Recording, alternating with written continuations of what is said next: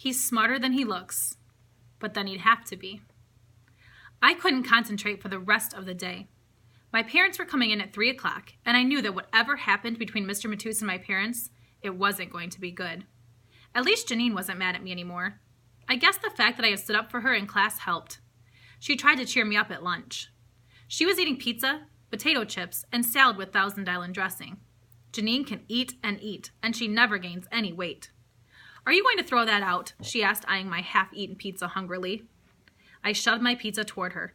"Who's going to give you their lunch when I'm gone?" "Where are you going?" "To the school for intervention. Where do they come up with these names?"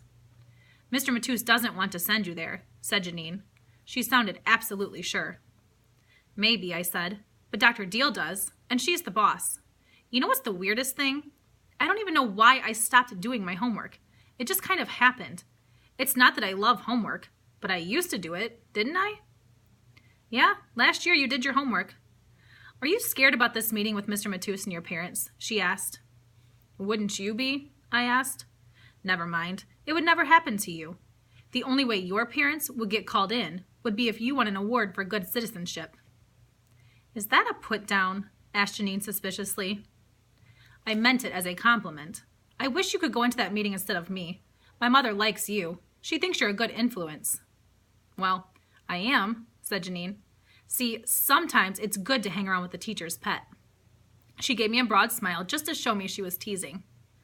I smiled at her. "So, oh great wise one, do you have any advice for what I should do at this meeting with my parents?" "Keep your mouth shut," said Janine. "Try just listening for a change." "Are you saying that I don't listen?" "Sometimes you don't," said Janine seriously. "Sometimes when we're talking, you're just waiting to get your next joke in." "Thanks. Any other criticisms to make me feel better?" I asked. "Nope," said Janine. She grinned at me. I wasn't in the mood for jokes. Maybe this is what it felt like being around me all the time. "Was your thing about put-downs, were you thinking of me when you wrote it?"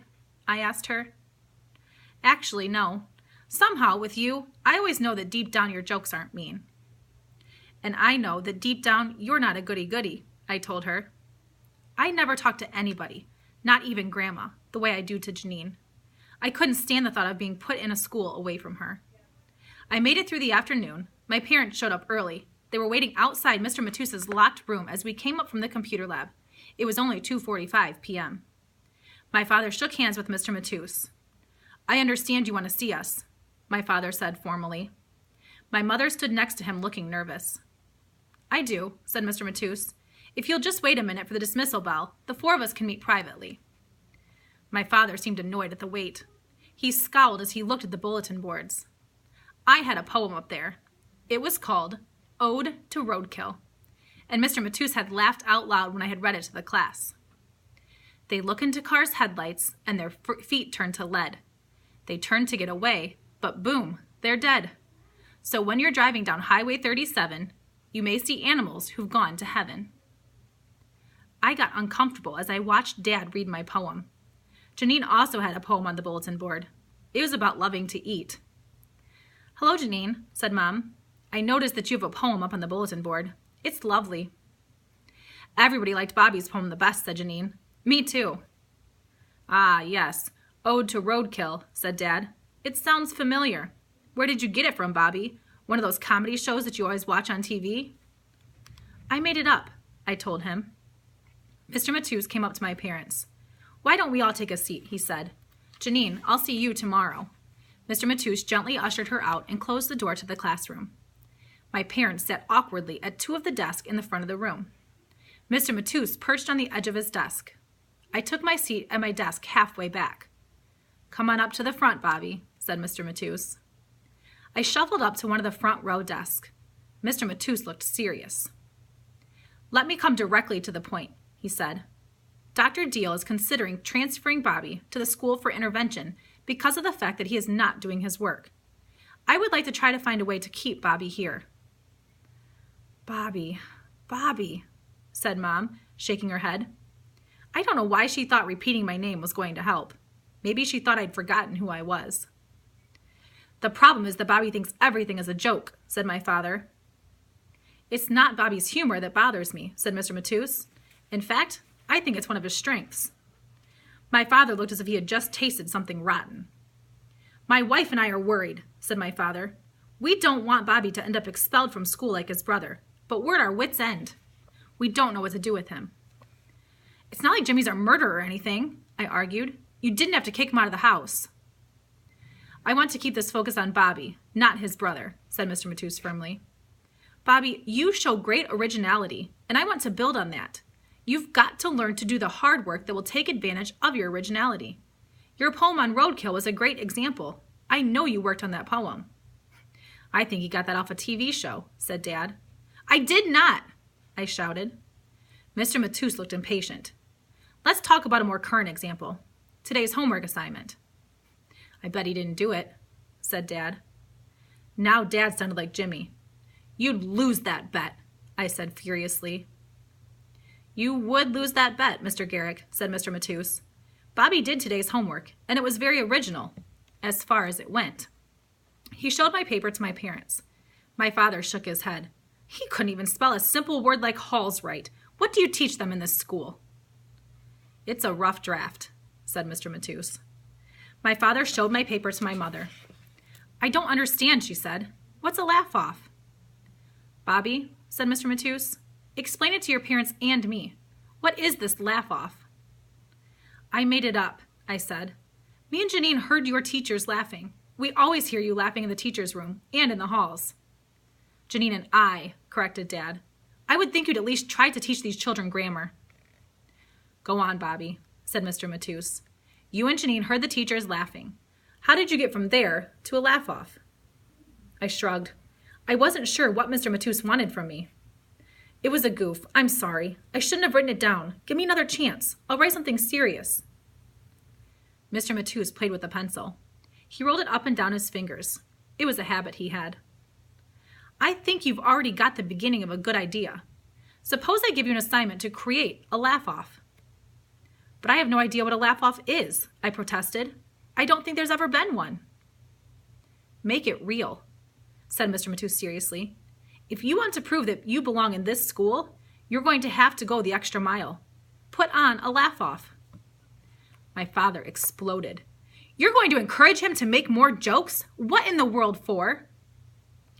The newest educational theories encourage us to explore our many types of intelligence, said Mr. Matus. I think organizing a laugh-off will present Bobby with an interesting challenge.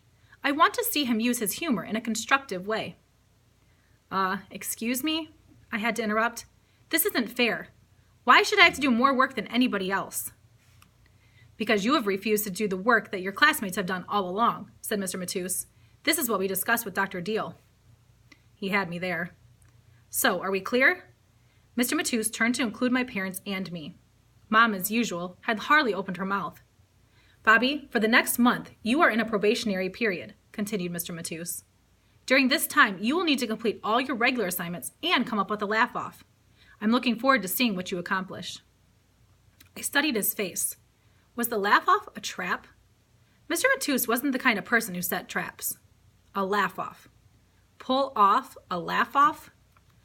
I had to admit that it sounded fun, if I could figure out what it was. I don't see what you're going to accomplish, said my father. We can try to help him, but we can't do it for him. I don't want you to do it for him, said Mr. Matus forcefully. You can check his homework for him, make sure he's done it, but that's all. Don't worry, I intend to do that, said my father. Good, said Mr. Matus. Bobby is smart enough. He just has to apply himself and find his own way to use his talents. My father looked at me. I know he's smarter than he looks, he said. He gave a little laugh. But then he'd have to be. Mom gasped softly, but she still didn't say anything. I dug my fingernails into my fist. I remembered my promise to Janine to listen. But oh, Dad was making me angry. Mr. Matus was studying me. Somehow, I felt he was proud that I was keeping my mouth shut. Mr. Matus stood up to indicate that the meeting was over. I got the feeling that he'd had enough of us. There really wasn't much more to say after my father's comment. My parents got up to leave. Your grandmother's waiting for you at home, said my father. I got up to leave with Mom and Dad. Wait, Bobby, said Mr. Matus. If you have the time, I'd like to talk to you alone. I felt exhausted. I didn't want to talk anymore, but I felt that Mr. Matus just didn't want to let me go. My parents left the room. Bobby, I know this year has been hard on your parents and you, said Mr. Matus. Obviously, he was referring to Jimmy. I wondered what Mr. Matus had thought of Mom and Dad. Mom had looked tired, but she looked tired a lot these days. Even Dad had looked a little green around the gills. Suddenly, I felt protective of them both. I didn't want Mr. Matus telling me what terrible parents they were. Last year in 4th grade, we did West Side Story, the musical, and I sang in the chorus. I was one of the Jets, and we sang a great song to a policeman, Dear Officer Crumpkey. It was about all the excuses adults believe for why kids get in trouble. The truth is, we don't need excuses. We just do it. It's not Mom and Dad's fault I'm in trouble, I said. I work at that by myself. You certainly do. No one can say you're lazy. Thanks, Mr. Matus, I said. Quite a few teachers have said exactly that. But you know what I always say? Hard work has a future payoff, but laziness pays off now. You got that from the internet, said Mr. Matus, sounding irritated. I read it on an exchange of one-liners. He had me there. I had gotten it off the internet. Lighten up, Mr. Matus. I'm just the class clown. That's why I'm working on a laugh-off. I don't think the class clown would be able to pull off a laugh-off. It will require a lot of work. My parents didn't think much of your assignment, I said, especially my father. Your parents aren't in my class. You are. You're just a first-year teacher, I snapped at Mr. Matus. You've got to learn sometime. As soon as the words were out of my mouth, I knew I sounded just like a clone of my father. What? Asked Mr. Matus angrily. What do I have to learn? Some kids are complete goof-offs. You've got to learn that you should just write some kids off. Thanks for the advice, Bobby, said Mr. Matus. But I like your humor much better when it's not sarcastic. Why don't you look up the word sarcasm and define it for me? Consider it an extra homework assignment. Today is Thursday. I'll give you the weekend. I want a preliminary plan for the laugh-off on my desk by Monday morning, along with all your other work and a definition of the word sarcasm. Now get out of here. I hesitated. Mr. Matus, I'm sorry. So am I, said Mr. Matus.